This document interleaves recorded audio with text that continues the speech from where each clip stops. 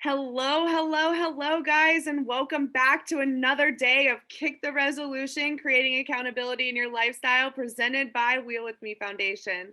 I'm your host, Jessie Strawham, and today we have another action-packed course for you. First, as always, gotta shout out our sponsors, iAccess Life. It is the Yelp of accessibility. No longer do you have to question if a building or a business anything is accessible in your community. Download iAccess Life, input local businesses that you go to, build the database together based on accessibility. And it literally is like Yelp. You can search people, rate and review on accessibility, and together we'll create something awesome. So it's iAccess Life in the Google Play Store and on the Apple App Store. Use referral code WWMF. Also, got to shout out Kenda Tires. If you are a manual wheelchair user, please drop your name in the chat. Drop your name in the chat as a manual wheelchair user. They're giving away a set of tires every single day this week. Also, code WheelWithMe25 gets you 25% off all of the time. So today we have Fatimah. You guys know her as the paralysis nutritionist. She is a quad wife here to educate us on taking back control of our diet and nutrition. We do ask that when you drop questions for her in the chat, nothing personalized. That's a service that she does offer if you want personalized diet tips, but she will answer overall general questions. So, without further ado, make the host. There we go. Hello. All right, so now I'm the host. All right, hi everyone, I'm Fatimah, nice to meet you. So today we're gonna talk about nutrition for spinal cord injury and paralysis. And so I'm gonna go through some slides and then we'll do a Q&A. I just want to share my screen so that you guys can see. All right, share screen. Here we are.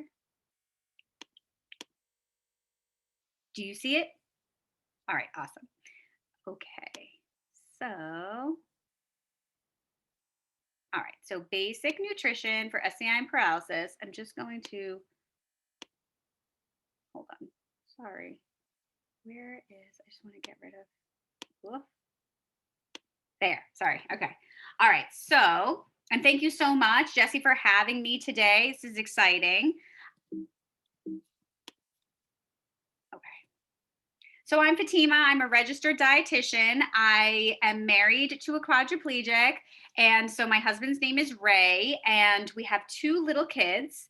We live in New York, and I am a post-injury wife. So I didn't go through the rehab situation or anything like that with my husband. When I met him, he was fine and completely independent, and we would like to keep it that way, right? So he is a quad, and I think that when I met him, it was very interesting because I was a graduate student in nutrition, and they don't talk about nutrition for spinal cord and paralysis. So I founded my company, Paralysis Nutrition, and my mission is to empower people living with SCI and paralysis to take control of their weight and their bowels, something that I think a lot of people are squeamish to talk about, but it's really important. You can lose weight, you can improve your bowels by eating real food. I don't believe in trendy diets. I'm not going to give you any BS. I don't believe that there are bad foods. I think you can eat a little bit of things, even if they are unhealthy, because food is fun, right? We don't want to feel like we are on a diet, and we just want to feel good and avoid future health complications, which really, as a wife, just a wife in general, but also, you know, a wife of a quadriplegic, you do worry about health complications. And I think that eating well is a really solid way to take care of yourself and avoid some of these things that pop up. So today we're going to talk about paralysis and weight, mostly weight loss, but also just weight maintenance, right? Because if we're not eating in balance, we're going to end up gaining weight, even if it's slow. Then I'll get into what does a healthy diet look like for paralysis, and talk a bit about mindfulness and how to handle those what I call fun foods, because it is important, right, to eat foods that you like. And when I say fun foods, I don't just mean like junk. I mean anything that you think isn't, part of your perfect eating regimen, or whatever you want to call it. So, oops. So it's not a fun fact, but it's a fact. In the United States, 65% of people with SCI are considered obese. And when I say obese, I mean it in a medical way. I don't mean it in a mean way. Obesity is defined by BMI. So BMI is your body mass index. And for the general population, meaning people who do not have a spinal cord injury or paralysis, a BMI over 30 is considered obese.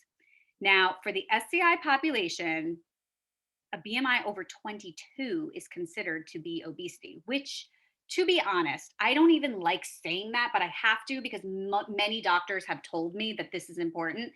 I don't talk about BMI in my program. I don't think that it's all that relevant or necessary to talk about weight, especially since most of my clients can't even weigh themselves. I mean, occasionally someone who goes to rehab or PT will be able to weigh themselves, but it's really not common. So my marker for are you at a healthy weight is not just how much you weigh, but like, how do you feel? If you were able to transfer by yourself 10 years ago, but you've gained weight and now you can't, that's a problem, right? And it might not just be that you gained weight, it could be that you lost further muscle mass because you weren't eating right. Jesse, just so you know, some people are coming in, so I'm just going to admit them as we go, okay? And so 65% is more than the general population, of people who are obese. So why does this happen? So there's a lot of reasons why, and I'll go through these quickly because they're kind of boring, but obviously you have a lower activity level. Even if you exercise, exercising when you are a wheelchair user is not quite the same as exercising when you are not a wheelchair user. That is not to say don't bother. It is just to say that when you wear these, Apple watches and things like that, even when it's in wheelchair mode, that doesn't mean spinal cord injury. It doesn't mean you have lower muscle mass. It doesn't know everything about your body. And those trackers, for example, they do tend to overestimate how many calories we burn. I remember, I don't wear it anymore, but I used to have like the Fitbit. And sometimes I would do some exercise and it would tell me something crazy, like I burned 400 calories. And I'm like, there is no way that 30 minutes, burn that much energy. I just know it's not true. So those trackers do overestimate, and they are not specifically for spinal cord injury. So a lower activity level, changes in your body composition. So having less muscle mass, as a result of paralysis, which will give you a lower metabolic rate. So you burn less energy, or you use less calories at rest when you are a wheelchair user, you have paralysis, than before, right?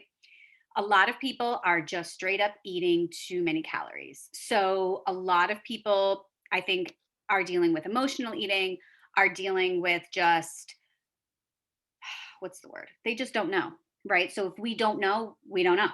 So if you're eating the way that you were prior to your injury, that's probably too many, right? And then inflammation. So a spinal cord injury comes with chronic inflammation. It makes it harder to lose weight.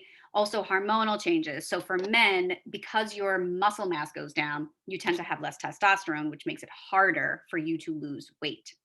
Also insulin resistance and changes in carbohydrate metabolism. So after you sustain a spinal cord injury, or, I always say that, but it's not just spinal cord injury. There's lots of other reasons why people are living with paralysis. But when you do have a spinal cord injury, the way that your body produces insulin and reacts to carbs is different than before. And then access to healthcare. So not everyone has access to good healthcare, and that makes it harder to stay a healthy weight. And then also poor quality sleep. So I know this firsthand. My husband has trouble sleeping. related to muscle spasms, related to I got to get up and pee or whatever it is. So poor quality sleep is not good, right? For your body, for your hormones, and your stress hormones will go up when you don't sleep well, and then it's hard for you to lose weight. So all that being said, why does the weight actually matter? So why does it matter? Other than I don't like my quad belly or like I don't like the way I look. What is the point? Why do we care that you've gained weight? Because when you gain excess weight, you have a higher risk of heart disease. Your diabetes risk when you have a spinal cord injury is 2 to 2.5 times higher than the general population. And that is related to weight and changes in carb metabolism. Also, you could end up with poor blood circulation. I know a number of my clients are on like blood thinners, right, as a precaution. So we want to, encourage your blood to flow. And if you weigh too much, that's going to be dampered. Also, loss of independence. If you gain a lot of weight, you're not going to be able to do things that you used to do on your own. Like I know for a fact, my husband is 99% independent. But if he gained 20 pounds, I don't think he'd be able to slide in and out of the car or in and out of the bed or take baths or do anything like that. So if you want to stay as independent as possible, you have to keep, tabs on your weight. I mentioned the hormonal imbalances, which for men, if you want to have children, when you go through these fertility treatments, your sperm quality is going to get worse because the more weight you gain, the poorer your sperm quality is. And then you have a higher risk of blood clots, which goes into the blood circulation. Also, lower immunity. So we live in a COVID world, unfortunately. So you might have heard some of these studies coming out saying that people with a BMI over a certain amount are having more problems when it comes to COVID. And that also relates to skin breakdown. Pressure sores can put you in bed for, literally months, and having excess weight is not good for your skin. Also, fatigues and pains. So if you exercise and you put on a lot of weight, your regular kind of workout is going to become impossible. And then your everyday just going around the house is going to be painful and difficult. Also, fatty liver disease. So with obesity, you do run into stuff like that, and then breathing issues. So I know that sleep apnea is rampant in the SCI and paralysis community, and that has a lot to do with excess weight and asthma as well. So that's why weight matters, right? Now, all that being said, I am not here to tell anyone to go, quote, on a diet, cut out foods that, what is happening? Sorry. Ah, what happened? My Adobe started updating. I don't know what happened. Yikes. Sorry, guys. 1 second. What is happening? Okay, hold on. I'm going to stop sharing. Sorry about that. I have no idea what just happened. Oh, come on.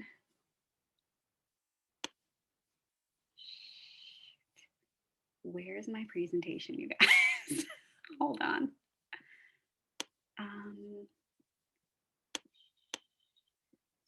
Nothing is working right now.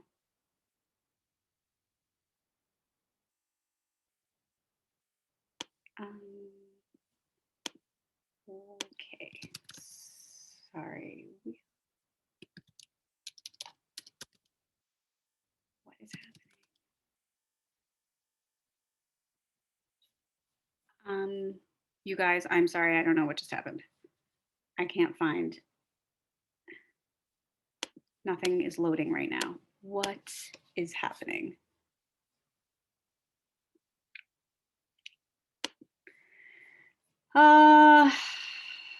What happened? Where is my presentation? Okay, hold on. Somebody else talk. Something. I'm gonna have a panic attack. Hold on.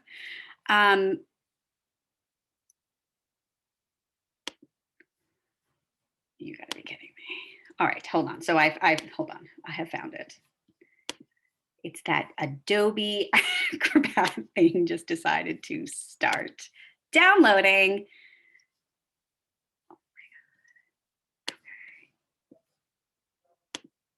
Okay, here. We're back. I'm just going to go back and share. Sorry about that. I have no idea why that started to do that. Okay, so I'm going to share my screen again.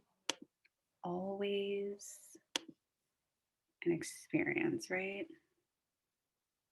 Okay, here we go. Are we back?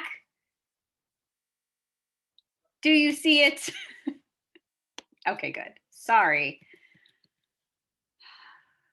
Don't click update later because it will update in the middle of a presentation. All right, so please do not go on a diet. Please do not say, diet starts Monday. I'm going to stop eating everything that I like and I'm just going to eat chicken breast and leaves. Like, that's not how it works. That's not going to last, right? And you're going to be miserable. Also, I will say this, studies have shown time and again that restrictive dieting fails. And when I say fail, I mean that you're going to gain the weight back. I'm not saying that you can't lose weight on it. So I have more clients than I can remember who have done diets like Weight Watchers or like Optavia or keto or whatever, and they lost weight. But then as soon as they went off the diet, they gained it right back. And why did they get off the diet? Like, if it was going so well, why did you get off this amazing diet? Because you were probably unhappy and depressed because you can't have a slice of pizza on keto and you can't, go out to breakfast when you're doing intermittent fasting. Those types of things are not sustainable. So, if you gain and lose weight, you go on a diet, you get off the diet. You go on the diet, you get off the diet. That can be really rough on your body, and causes something called weight cycling. So, weight cycling is when you lose and gain and lose and gain weight. It's not good on your body, it's stressful. Also, many people who start cutting food groups out of their diet, they end up malnourished. I have a client, a past client who did keto, and she did lose 30 pounds in like 4 or 5 or 6 months. She gained it all back plus more because she stopped doing it, and her hair was falling out, and she was having all kinds of bowel issues because those diets are not for people with paralysis. And so, just to go over some of the trendy diets are out there. So there's intermittent fasting, there's keto. Intermittent fasting is pretty much just skipping meals, right? Very hard to get your nutrients when you have such a small window. Like, what are you going to eat during that time that is just so magical and good for you that you're making up for all that lost time? So there's intermittent fasting, there's keto, there's low carb. And when I say low carb, I mean like almost no carb. I say carb conscious, right? So like paralysis nutrition is all about those complex carbs and enjoying yourself, but being conscious, not just cutting as little as we can, right? And then, of course, there are the juice and tea detoxes, the cleanses. And don't get mad at me. These things are, you can do them, it's fine, but it's not something that's sustainable, right? You can't just keep cleansing yourself and doing these things. That's what your liver is for, right? That's what your kidneys are for. Also, gluten free. So, people, this one's a little old now, but people immediately think that gluten free is better or that gluten is bad. And it's actually not unless you have a sensitivity or a problem when it comes to gluten. And gluten is the protein that is found in certain grains. So, like, wheat, barley, stuff like that. And then paleo, and then what's next, right? So every year there's a new diet, right? A couple years or 2 years ago, we were juicing celery. This year, I don't know what the new thing is. I think the algorithms figured out that I don't like diets, so they stopped showing me things. But yeah, trendy diets, there are new ones every year, right? And they don't last. So I went through a lot of what I'm not into. So let's get into what I am into and what I do encourage for people with paralysis and SCI, not just in my program, but at home too, right? Because my husband's quadriplegic, and I want him to stay in as good a shape as possible. So we're gonna really take it back to the basics because that's what we need. um, 3 meals a day. So we're not skipping meals. We're not overcompensating at dinner time because we're starving because we skip lunch and all these different things. You can even have a snack. So we have a snack in our house usually around 3:30 or 4. when my kids come home from school, we have a snack. It's usually fruit and cheese or like crackers, peanut butter, something like that. We cannot go in this house from lunch to dinner. It's like 6 hours. That's too long. And I am not a person who can go long periods of time without eating. So 3 meals a day and a snack. If you are up very, very early, I know a lot of people in my program wake up super early because they do their bowel program before work. My husband too wakes up at like 4:30. I thought I woke up early at 6, but he wakes up at 4:30, and because he doesn't want to miss the kids in the morning before they go to school. So it's like wake up, small snack. Um, Honestly, so every day he eats chia seeds soaked in kefir with like fruit on top. It helps him poop. Everyone's different. So I do say that you should eat before you do a bowel program because it will help you go to the bathroom. A lot of you people out there are doing your bowel programs on an empty stomach and are like, why does it take 2 hours? Because there's nothing in your intestines. There's nothing stimulating you to go.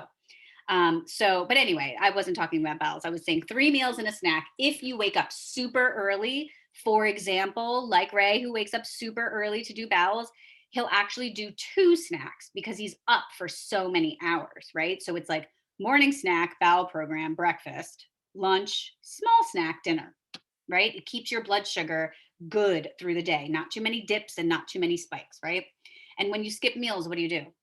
Every fast food starts looking real good because you're starving, right? And you just want something quick. When you skip meals, you also end up eating way too many calories at your next meal, and you tend to go for carbs because your sugar is so low. Your body literally just needs some quick energy. So, just something to think of: 3 meals and a snack, maybe even 2 if you're up early. Lots of veggies and some fruit. So, I say 1 to 2 servings of fruit a day. If you are eating things like, I don't know, muffins, donuts, whatever, cookies on a daily basis, maybe just cut it back a little bit because those things don't tend to fill you up. They're fine, right? We eat cookies, we make brownies on a Friday, but we are not, we're having those things with a meal, but we're not having them as like breakfast, right? So it's like you go to Starbucks, there's like the gigantic muffin, and it's like a 500-calorie muffin and no protein, doesn't keep you full for long. So added sugars are not good for weight and also not good for what do you call it? So obviously weight, but also for your blood sugar control. So if you are drinking, these super sweet coffee drinks, that counts too. Sodas, juices, yes, juice counts. Nobody needs to be drinking juice. If you like a little bit of it, okay, fine. But it is just kind of, it's not added sugar, it's natural, but it's no fiber, no nothing. It just kind of goes right down, right? Liquid calories, we call them. And then adequate protein. So I am not here to tell somebody to start drinking scoops and scoops of protein powder and, be all protein all the time. It's just a lot of people skip a protein in a meal and don't realize it. Like just yesterday, I have a new client who started yesterday, and he's from overseas, and he was like, I have a bowl of porridge every morning. And I'm like, what's in the porridge? And he was just like, I don't know, oats and water. And I was like, okay, so that's straight carb. What do you put on it? Honey. Okay, so that's just carbs. Nothing wrong with oatmeal, but like you need to have protein, right? And there's lots of ways to add protein to your meals. I think just knowing what are proteins is helpful too. You know what I mean? Some people don't realize that there are proteins out there that are not, meat that you can add here and there. So those are my like main things that if you could start doing, um, those are like the basics. And so, just to go in a little bit more, like a healthy diet for SCI and paralysis is going to have a lot of plants in it. So, lots of vegetables and 1 or 2 fruits a day. Fruits are good for you. Fruits are not bad. Fruits get the bad reputation because they have carbs and sugar, but it's natural. And if you are constipated, for example, you need to eat fruit because it's going to help you poop, right? And so lots of plants, emphasis on vegetables, but also some fruits, right? Protein from meat and non meat sources. So once a week, we'll do tofu. Once a week, we'll do like we have these different veggie burgers and things like that. So it's good to have protein from both sources. High fiber complex carbs. So people get nervous when I talk about fiber because they think that I'm talking about super high fiber and that's going to give you diarrhea and all these things. It's not. I'm talking about make sure that you're eating your fruits, vegetables, and whole grains, not fiber pills, not Metamucil, not supplements. See if you can get enough fiber from food, and that will help you improve your bowels. And then healthy fats. So you need fats, for your brain and things like that. And so monounsaturated fats and omega-3 super important. But even a little saturated fat is important too. We don't want to cut anything out. When we cut out whole food groups, we tend to miss out on nutrients. And so that's why I never say, like, unless you really hate something, like you should be able to eat it, right? At least sometimes. And then adequate minerals. So I focus in my program on things like magnesium and zinc and omega-3s and things like that. So sorry, omega-3s are a fat. So minerals like magnesium and zinc and iron. And you can get all of those things usually from food. And if you need supplementation, you can do that too. And then fun foods, right? In small portions. So like your starchy carbs, your sweets, your alcohol, things like that. Like we can fit them in. We just have to be cognizant of what we're eating, right?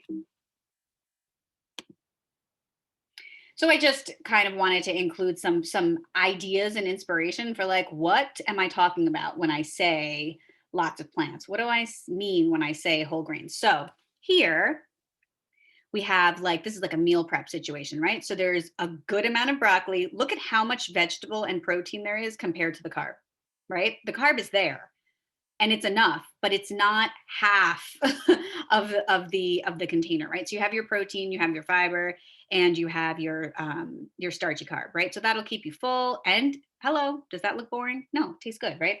And then here there's so this is a pasta salad. It has like a rotisserie chicken and some fresh vegetables and avocado. That's also, I think, a great meal prep one. So you can keep it in the fridge, have it like for lunch for a couple of days. This is shrimp and I think rice or cauliflower rice, not sure. And then there's like a mango salsa. So sometimes sometimes your fruit will be on your plate. I think usually not. I think snacks are a good time to get your fruits in. I like a savory breakfast, so I don't really eat fruit for breakfast, but that's another idea too. So how do you get your fruits in? Mango salsa, so you could do that too. You can get creative. And then here we have a stir fry. So obviously the meat is your protein, but also colorful vegetables. And this is not my photo, but mine would have like twice as many peppers in there and probably like, I don't know, onions or zucchini or something like that. I try to be very heavy on the vegetables any chance that I get. And then down here, so this is like a restaurant, out to lunch situation. Wouldn't know about that with COVID in New York, but back in the day, yes, we used to go out to lunch, right? So they always give you the option of like, oh, what do you want on the side? Do you want fries on the side? Do you want a pasta salad? Do you want this, that? So you can always get a side salad, right? So even if you're having something that's kind of heavier in carbs, right? The sandwich is two kind of big pieces of white bread. What's a good way to balance it? Not with fries, right? Not with pasta or whatever, noodles, but like a nice salad, right? And dressing is okay. Dressing gets a bad reputation. Just don't use, a cup of dressing. there's no need to like overdo it, but also like don't be afraid to make your salad taste good. And then here, so we have oats. So this is kind of like a high carb situation, but like with the banana and the fruit and whatever. But there's chia seeds. So the chia seeds add some protein. Also, let's pretend that they made this with some milk or almond milk that has protein in it. Not all do, but some do, because oats are a carb, right? And then fruits are carbs too. So how can we balance things? Adding color and adding like these seeds and things like that. And then this is like some tofu, which is like your meatless protein, and then edamame as well is protein. And then we have some carbs underneath, and we have some healthy fats. So nice, colorful, and balanced, right? And then this is a Brussels sprouts hash. So rather than using potatoes, you can use things like carrots or tomato or any type of vegetable when you make eggs. So just some ideas, very colorful, right? And balanced. And so those are, pictures full of the foods. But just if you're looking at your plate, first of all, look at how big is your plate, because we have some big plates and then we have the plates that we use every day. When you have a humongous plate, and you put, say, a reasonable portion of something on it, it's going to look real small. So we have kind of what I call the medium sized plates, and I think your eye goes to the edge of the plate. And so that's just kind of like a cheap trick, right? To watch your portions. So a balanced plate is going to have all three macros. It's going to have carbohydrates, protein, and fats. So I say twice a day, probably lunch and dinner, half your plate should be vegetables, half of it. And then you'll have your protein and you'll have your starchy carb. Now, your healthy fat, I didn't show on the plate because it's usually going to be like your cooking oil, but there are, of course, like cheese and things like that that have fat on them too. So half plate, and then say like a quarter and a quarter with the protein and the carb. And I'll also say this: a lot of people in my program didn't know, but they actually are pre-diabetic. So to get your blood, checked, right? I know a lot of people with paralysis go to like specialists and things like that, but don't, forget about your regular internal medicine doctor to run some regular old tests, like how's your vitamin D, and how's your magnesium, and how's your iron, and how is your blood sugar control. So a lot of people end up realizing that they can't have as many carbs as they thought that they could. They need to be more mindful. So this is my balanced plate. Okay, so real quick, I want to show some unbalanced meals, some that may look really good, but I'm going to talk you through it. So salmon and asparagus, what's wrong with that? Nothing is wrong with it, but it is missing a carb. So if you were to eat that, that's fine if you're satisfied. But if you are somebody who is recently trying to get healthy and you start cutting your carb completely, an hour after you eat this, you might be hungry. The other day, we had salad with chicken and I didn't eat a carb. And I woke up so hungry. And so I've learned that for me and for a lot of people who are kind of sensitive to carbs, um, keeping a regular intake of carbs is really important. So if you try to cut it, you're being good, you want to cut your carb, it might not pay off in the end, because you might get really hungry. So just something to consider, right? Sometimes things that look super healthy, gorgeous salmon, like some asparagus, but you might be really hungry in 90 minutes, right? Because there's no carbs there. Another idea, though, is if you do eat something like this, you could have dessert. So a lot of times my husband will skip the carb at dinner because he likes to have something sweet. And so you can choose, right, a dessert or a carb. And I think that's a nice way to make sure that you're getting what you need, not just nutrition wise, but like satisfaction wise too. Like if you have a sweet tooth, okay, you can factor in like a cookie or two. It's all right, but you can't also eat a cup of rice. It's going to have to be one or the other. And then in the middle, so I have this sandwich. Now, why is this unbalanced? Because it has 3 pieces of bread. That's a lot of bread for one meal, right? You could just eat half, but most people don't. So if you're in a diner or something and it's like a triple decker, you can always say like, I don't want the bread in the middle. Just eat the sandwich regular. And then spaghetti, right? Spaghetti is great, but there's absolutely no protein in this, right? Just a bunch of carbs. And then of course, burger and fries. So the only reason, so it's delicious, one of my favorite meals, but every once in a while you do have to kind of take into account that these are carbs, this is a carb, this is a carb. So it's really, and what are you drinking? Right? There's a drink missing right there. So these kind of meals are okay sometimes, but I think if it's more than once or twice a month, like you really got to start looking into it. Like, why am I, ordering takeout so often? Or like, why do I hit up the drive-through, so frequently? And then here, so gorgeous, colorful rainbow salad. but it's all carbs. Nothing wrong with eating a bowl of fruit, but we need to just know that this is not a balanced meal, right? This can be a snack, but what I really like to do is put like a cheese stick or like one of those little baby bells, maybe like a handful of nuts, because this won't keep you full long. But if you pair it with a healthy fat or protein, it will keep you going for longer. And then here, same thing. It's a salad. I love a Greek salad, but there's no protein in it. So, when you go out to eat or whatever, if you're going to order a salad, you have to have a protein on it. Otherwise, you're going to be really hungry. And then this is just foods to kind of be careful of. So when I said fun foods, these are the things that I'm talking about. They are not completely off limits. You do not have to cut anything completely out of your diet. But I would just say be aware of how frequently you're eating them. So, if we want to cut down as much as possible, that's great. I think planning these things is good. Like in my house, every Friday night, we order takeout every single Friday night. So, when it comes to like Wednesday or Thursday, and I'm kind of getting fatigued from cooking 3 meals a day for many days, I'm like, it's all right. Friday's almost here, and we look forward to it.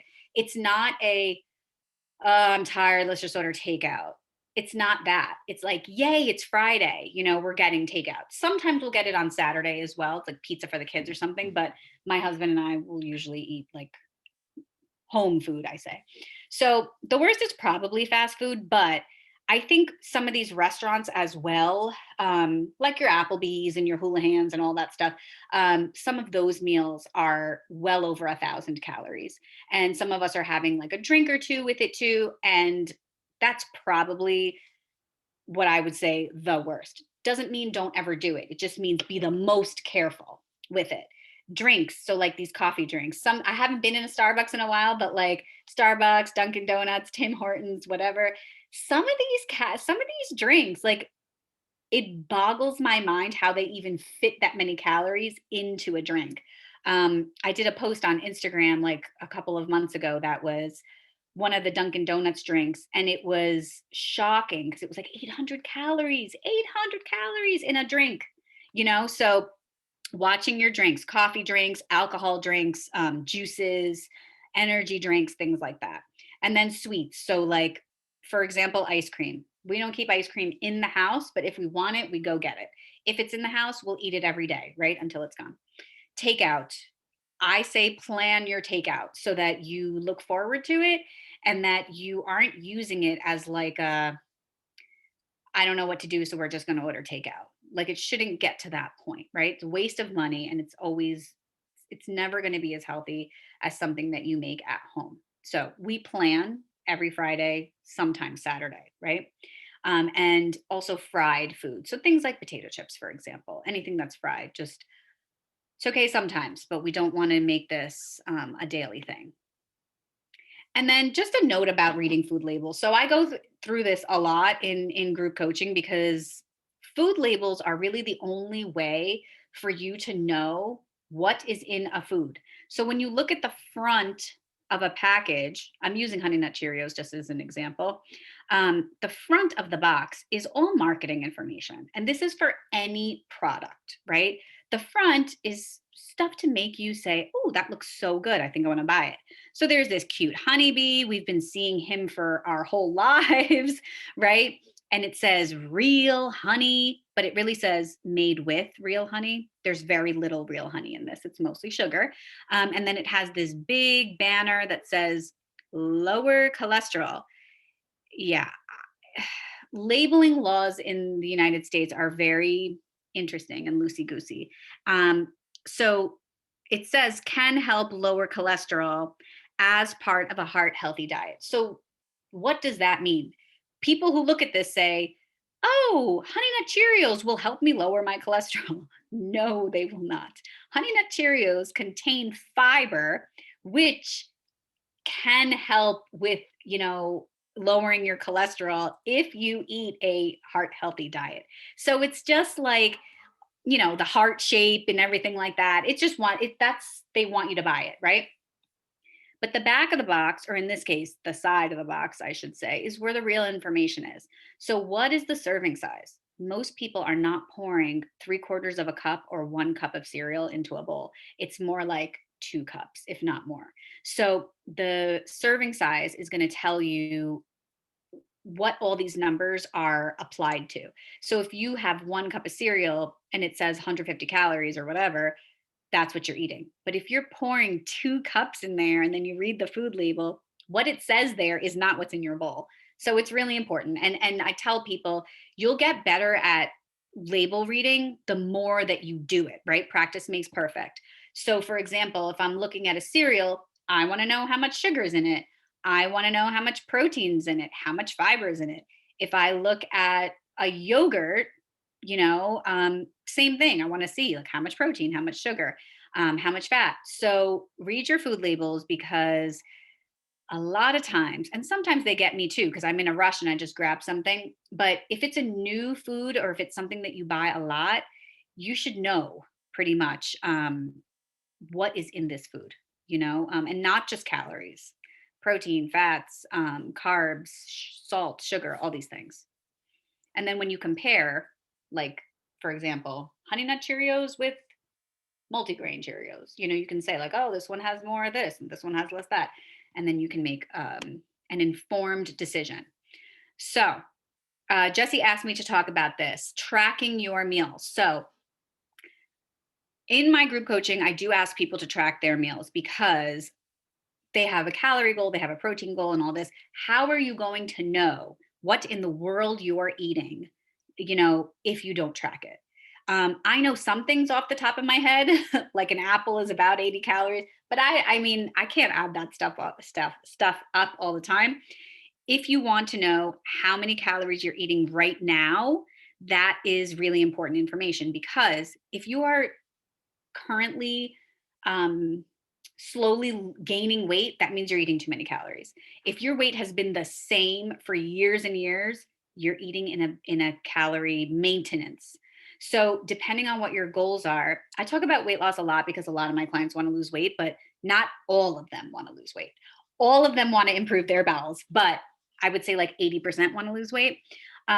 So if you are currently gaining weight slowly but surely, you're eating too many calories. And then keep in mind that apps like MyFitnessPal aren't made for paralysis. And if you say, for example, in the activity level that you're sedentary, right? That's not the same as spinal cord injury. So the numbers are not going to be correct.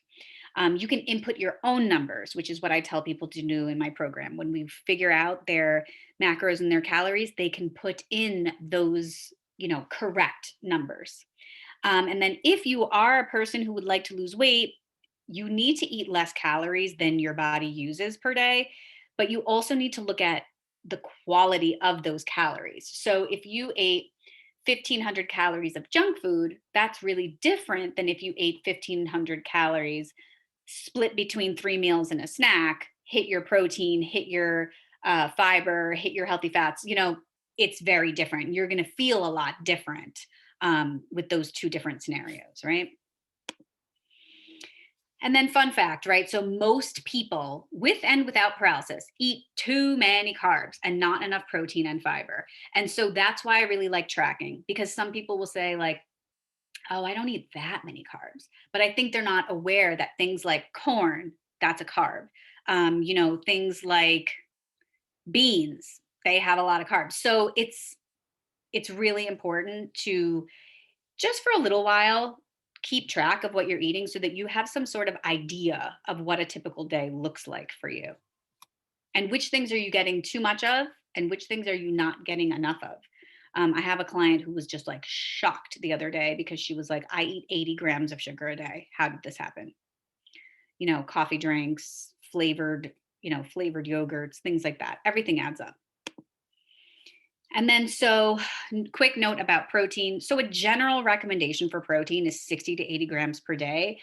I mean, I don't even like giving general recommendations, but I feel like people really have no idea how much. So 60 to 80, and it could go up depending. It could also be lower than that because if you have any sort of kidney disease, which a lot of people with paralysis, because they use catheters, end up having some chronic kidney issues. So their protein is actually going to be lower. If you have something like a pressure sore, for example, you're going to need way more than 80 grams of protein. So it's individual, but in general, let's say 60 to 80. And then going on that number, you would aim for at least 20 grams of protein at each meal, which would give you 60. And then you could make up the rest in snacks, right? And then you want to include plant-based and animal proteins. So if you're vegetarian, that's fine. If you're not vegetarian, that's fine. You can eat vegetarian proteins. We eat a lot of like veggie burgers and like tofu once a week and things like that. Vegan sausage thingies, they're good, and easy. And then watch the fat content, especially saturated fat. So like steak, for example, you can get a lean steak or you can get the one that's marbled, and that white stuff is fat. So focus on your lean proteins. And then I talk a lot about fiber. So most people don't eat nearly enough fiber. So if you keep track and you realize, oh, on a typical day, I eat 10 grams of fiber, start slowly to increase it. Don't overwhelm your system. Make vegetables a big part of your meals. Include some fruits. Leave the skin on. Drives me nuts when people when people like peel their apples and stuff. I'm like, that's the good stuff. Obviously, we're not eating the skin of like a banana or a pineapple, but you know what I mean. Things like pears and apples and stuff like that. Leave the skin on. And then choose whole grains instead of the white stuff. So if you like pasta, you can have whole wheat pasta. If you like rice, you can maybe switch to quinoa, stuff like that. And then you can sprinkle nuts and seeds on your foods and snacks. So we like chia seeds for bowels. We also like hemp seeds, all kinds of nuts. This is going to help you add fiber from real foods, right? Not from like supplements. And so, why do we want to eat healthy, right? To wrap it up, because when you eat better, you have improved bowel and gut health. So, you will spend less time in the bathroom. You can have a more regular schedule and feel less bloated. You can also lose weight and feel so much better. So, when you eat a healthy diet of foods that you like, right? We're not on a diet, we're eating things that we like, they just happen to be healthy. You'll lose weight and you'll feel more energetic. Something that is super interesting to me is that I get clients who are overweight, and when they find start tracking and they realize, oh my God, before I started the program, I was eating 2,500, 3,500 calories. No wonder I was gaining weight. The funny thing is that they felt sluggish and not energetic eating so many calories. Calories are supposed to give you energy. So overeating made them feel tired. And then when they got down to a recommended calorie goal, they felt more energetic, even though they were eating less. So the quality of your calories does matter. And then having a healthy relationship with food. So I've said it 10 times, we're not dieting, right? We don't feel guilty for having a dessert because we don't eat it every single day. And you will feel satisfied and accomplished because healthy eating is sustainable. Dieting, cutting out foods, that's not sustainable. And then I talk obviously about nutrition because I'm a dietitian, but there's other stuff too when it comes to, living a healthy lifestyle. So good quality sleep. Poor sleep does have negative effects on your weight due to your hormone fluctuations. Kind of the same with stress management. When you have high stress, your gut microbiome is disrupted. So literally take a breath, meditate, manage your stress. And then physical activity. So moving your body, critical for weight loss and improved bowel health. You can't out exercise an unhealthy diet, but physical activity will help you maintain your muscle mass and can help you with bowels as well. Like for example, my husband does his standing frame. When he's in the standing frame, just like the power of gravity is helping move things down. And that's it. So thank you guys so much for joining me. We're going to do a Q&A. I just want to go through real quick. If you would like to follow me on Instagram, I'm at paralysis.nutrition, Facebook, paralysis nutrition. And I have a newsletter. So about twice a month, I do a free newsletter. You can sign up if you go to my website. It's paralysisnutrition.com. This little box will pop up. And if you sign up for my newsletter, tomorrow I am sending a freebie. So it's a 50 recipe snack book. People are always asking me what's a healthy snack. So I created this snack guide, it has 50 ideas, and it's free, but you do have to join my newsletter to get it. And also, if you are interested, I have a cookbook. It's 101 recipes to help you lose weight and improve bowel health. It also comes with a bonus 30-day sample meal plan. It's an ebook. So you can go to gumroad.com and you can search for paralysis nutrition. Now, for today, if you sign up for my newsletter, you can be entered for a chance to win a free copy. So one of you guys who joins today will get a free copy. And also for today, there's a promo code. So if you put Kick the Resolution, you'll get 25% off of the cookbook.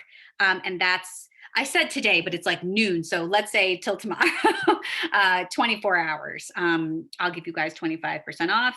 And for anyone who's interested, I do have, as Jesse mentioned, a program, a nutrition coaching program. So I have a 6-week option that is the most popular, but I also do have a 3-month VIP program. We do weekly Zoom calls. I do meal plans that come with recipes and grocery lists.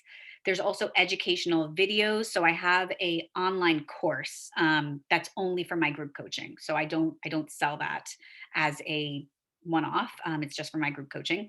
And then we have a private Facebook group for support and accountability. So we go over weight loss, bowel health and constipation, meal planning and prepping, calories and macros. I help you figure all that stuff out, supplements, and a lot more. And the thing that I love about the program is that everyone is living with paralysis, different causes, mostly SCI, but other things as well. And it's just nice to be in a group where it's not just about weight loss, it's specific for paralysis. So, I mean, Monday Zoom call, I feel like I had 5 new people and none of them were weight loss people, which is funny. They just wanted to improve their bowels. And I'm learning as I go too, like what's the most important thing. I always thought it was weight, but it turns out it's poop. All right. So now I'm going to stop sharing my screen. And Jesse, do you want me to turn it back to you now?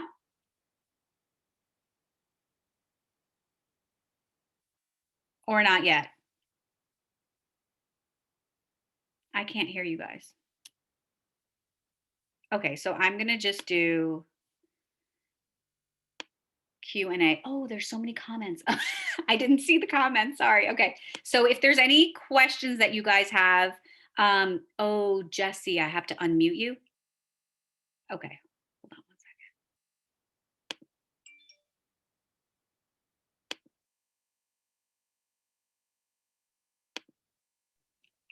There. Okay. Yes. Now I hear you. Sorry about that. So we do have a couple of questions. Someone asked, does cooking in a cast iron pan actually give you more irons in your diet, or is that a myth? So good question. I actually was just reading about cast iron because I have one and I really like cooking meat in it. And my mom came over and was like, did you wash that pan with soap and water? And I'm like, yeah, it was dirty. Somebody here is saying, who is that? Yeah, he's like, no, don't do that. I'm sorry, guy. I'm from New York. I don't know what to do with cast iron. So my mom was appalled because she was like, you're not supposed to wash it. And I'm washing it. That's disgusting. So I do think that it does give you a little bit of iron, but like, let's not rely on a cast iron pan to give us iron.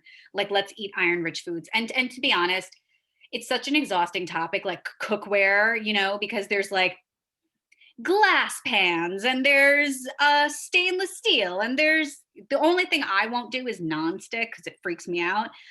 There are better nonsticks now. When I was pregnant and had very a small, child, I was freaking out about like, what is the most clean pan? And it's like, it's fine. We're going to be fine. Steel, it's fine. But I do like cast iron. I also I also just think that these types of things, there's always like a little bit of truth in it, but it's like, what's your pan? Is your pan 100% cast iron, or is it just, the top, or is it just, there's just too many variables and factors there. Do you want me to go through the comments, or do you want to just say the question? I'm gonna go through them while and then Okay, go ahead. yeah. Perfect. Any tips for people who aren't awake early enough to eat breakfast but might stay up later? Okay, so night owl. Yeah, I think that if you eat dinner, for example, at like 6, but you don't go to bed till midnight, I think it's okay to have a snack. Yes. I think meal timing is important when it comes during the day for hormonal balance. I'm actually doing this. I'm in a group of other dietitians and they're all kind of hormone experts. And so one of them was saying that you really should eat the majority of your calories when the sun is up because that's better for your hormones. And so that was interesting to me. I used to be a night owl and then I became a mother. Now I go to sleep at 9 o'clock because I have to wake up at 6. So today I woke up at 5. A small snack, do you wake up late too? I probably. Yeah, that's so they don't wake up early enough for breakfast, stay up later. Okay. So I mean, I would sort of ask why is that? Because people who sleep late, it tends to be kind of a more complicated thing, and I think talking about mental health and all that is important. I I know that if you're hungry, you should eat. So if you're up late, it's okay. You can have a snack. What are a couple examples of healthy fats? Okay, so your monounsaturated fats are going to be your healthy fats, and also your omega 3s, which usually come from fish. But for example, I don't really love to eat fish. Ever since I was pregnant, I don't do well with fish. I don't know why. I can eat tuna, but any other types of fish, I just don't do well with. So I take an omega 3, not every single day, but like 3 times a week, I do take one. But like avocados are a healthy fat, nuts, seeds, like chia seeds and hemp seeds, olive oil. I said nuts, fish. Those are your healthy fats. What other kinds of oils do I like? They're all nut oils, I think. Like walnut oil, I like too. So there are fats that are, you know, um, better than others, right? So those are the ones. But I think just not a variety is good, right? There's nothing is going to cure all your problems, but if for the majority of the time you're using, say, vegetable oil, switch to olive. How do you feel about meal delivery like HelloFresh? They've been an easy way to get food during the pandemic. Yeah, so I like some of those, but there's such a difference between each meal. So I know HelloFresh years ago gave me like a trial membership, um, and I picked. Do they tell you? Yes, I think they do. You can pick them in advance, right? So I think it gives you the nutrition information. I did like I only did like a week. So I just picked what looked good. I don't think I really looked too much at the nutrition, but if because to me it was like a treat. They gave it to me as like a freebie. So I think HelloFresh is fine. I will say that a client of mine just joined and was doing HelloFresh and said that the dinners are around 700 calories. And so I don't love that. I will tell you this, the meals are delicious. They are good meals. Like when I did it, they were good. I think Sunbasket is better and they don't pay me to say that. I wish that they would. But Sunbasket is a lighter one, more heavy on the uh like the vegetables and like the I don't know. HelloFresh is good, but you got to check each one. Sunbasket, I know because I checked for a client of mine who was like, I need to just get meal delivery because it's just too hard. You can So, also reheat those meals and split it in half. Have like half. oh, for sure, and you can order, for 2 or for 4 or for 6 or whatever. Um, yeah, for us the portions were just right. We ordered for 2 and it was for 2. We're going to do one more question and then announce the giveaway winners. And if anyone has any other questions after this one, please reach out to Fatima and schedule your call and get in with her, and she'll go into depth with you guys. Do you have opinions on supplements such as biotin? Biotin for what?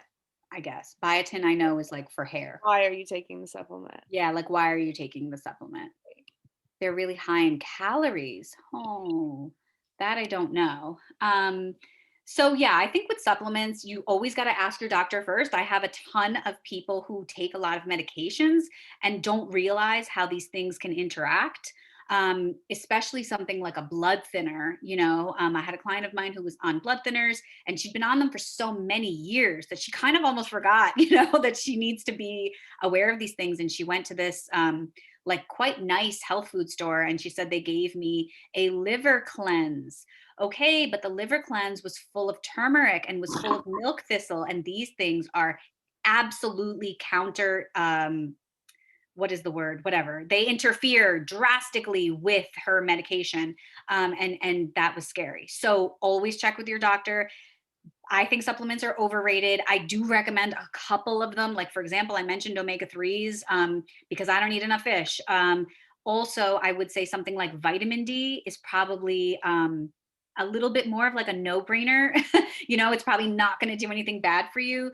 Biotin, I don't think is anything bad for you, but being really high in calories is kind of suspect. I don't know why they would be high in calories, but anyway. Fatima, we really, really appreciate your expertise. We appreciate you spending your time today. Thank you. And there'll Yes, you're be a welcome. recording of this, guys. So we'll be sending that out.